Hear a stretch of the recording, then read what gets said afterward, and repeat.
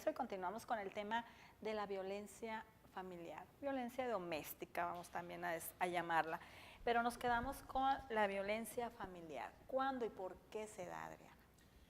El cuándo es muy poco objetivo decir, porque regularmente, como decía, como empieza la violencia psicológica, es muy encubierta. Entonces no hay un parámetro así real que diga ya empezó, ¿no? Regularmente cuando se da violencia ya dentro de un matrimonio es porque ya veníamos arrastrando ciertos aspectos de violencia desde el noviazgo. Esa encubierta, esa de que es que yo prefiero que te quedes conmigo a que vayas con tus amigas, yo me siento mejor a tu lado que con otras personas, o sea, es encubierto completamente. Ahí tiene la cara bonita, ¿no? Sí, y esa es la peor. La violencia silenciosa es la peor. ¿Y por qué se da? Regularmente es para mantener un dominio o una ganancia. ¿El manipulador le pudiéramos llamar? Podríamos decirlo, sí. Empiezas manipulando. O sea, y ahí vas ganando. O sea, la violencia no se da nomás porque sí. La violencia se va a dar porque se quiere obtener un resultado, o se quiere obtener una ganancia. Probablemente el control, probablemente la manipulación, probablemente el sentirse reconocido y atendido incluso. También tiene que ver mucho para el generador de violencia cuestiones de autoestima, que casi nadie lo visualiza así. O sea, el más violento pensamos que es el más fuerte, el más violento es el de autoestima más baja, por eso violenta. Por eso violenta. Decimos, nos quiere traer en un puño, pues sí, en un puño, pero de golpes, ¿verdad? Así es. Bueno, vamos hablando de los hijos en lo que es nuestra casa. La educación a menores, el marcar límites no quiere decir que sea maltrato, ¿verdad? Claro que no. Disciplinar es amor. Disciplina es sinónimo de amor. Disciplina, no autoritarismo, no fuerza. Disciplina es marcar límites, como bien dice Sara, y aparte hay que aclarar que incluso no marcar límites es un tipo de violencia, que es la negligencia. Entonces, si a los niños, a los hijos, no se les pone límites, de repente ahí pudiera ser, por ejemplo, un castigo, pero pues no un golpe donde los vamos a dejar dañados, sino castigos de otro tipo, quitarles probablemente las cosas que más les agraden, o incluso si dicen que pudiera ser una nalgada, pero si se puede evitar, mucho mejor, ¿no? Algo donde realmente no dañe al infante, ¿verdad? Ni psicológicamente, ni psicológicamente, ni físicamente, físicamente, y mucho menos sexualmente. No, mucho menos. Cabe recalcar, la violencia es un delito. O sea, no nomás, obviamente como psicóloga me compete hablar del daño o de la cuestión emocional, ¿verdad? Pero tenemos que dejar muy claro, cualquier tipo de violencia es un delito. Así es. Bueno, tú, a ver, dime tú como profesionista, como psicóloga muy reconocida y muy conocida aquí en nosotros y mucha gente que te conoce, ¿cómo ves tú la situación aquí en Nogales? Que se ha hablado mucho de que los brotes en diferentes sectores de esta ciudad.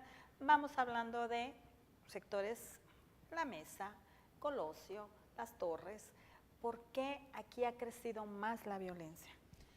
Mira, ahí yo me atrevería a decir un poco que es el sentido de pertenencia. El ser humano tiene que sentirse perteneciente a algo. Entonces, pues estas colonias de repente las separamos un poco del campo social y sobre todo las etiquetamos. Y en el momento que nosotros las etiquetamos, también estamos generando violencia a la hora de etiquetarlas. ¿Por qué se da? Pues porque también hay mayor número de personas y porque son más expresivas. Lo que decíamos también al principio, la violencia se da en cualquier parte, no más que a veces pues es una violencia muy encubierta, muy silenciosa. Aquí está muy abierta, demasiado abierta, y de todos los estilos. Entonces, también por eso la vemos como las zonas más conflictivas. Y sobre todo, hay que recordar que los seres humanos tenemos una programación neurolingüística. Entonces, si ya de alguna manera estamos diciendo que son zonas conflictivas, pues a veces hasta se mantiene esa etiqueta, por decirlo de alguna manera. No, y es que están bien etiquetadas, como dices tú, porque se escucha. Ya ves que últimamente se ha escuchado mucho de que la violencia en este tipo de sectores pues crece increíblemente, por la razón pues que ya nos las acabas de decir. Pero uno de los puntos muy importantes que tú mencionaste hace un momento es la violencia silenciosa, que es la violencia en el noviazgo. Yo quiero comprometerte aquí delante de todos, mi público,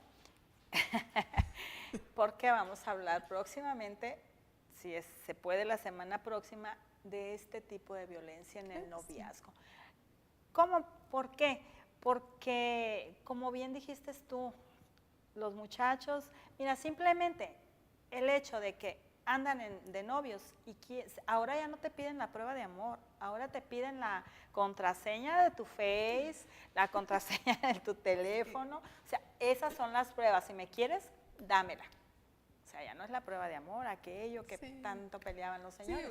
Sí, uno pelea más esas contraseñas que cualquier otra cosa. Sí, pues, entonces, de eso vamos a hablar porque es un tema muy interesante y que también ha aumentado increíblemente. Y no nada más en esta frontera, yo creo que estamos hablando generalizado, ¿no? Así es.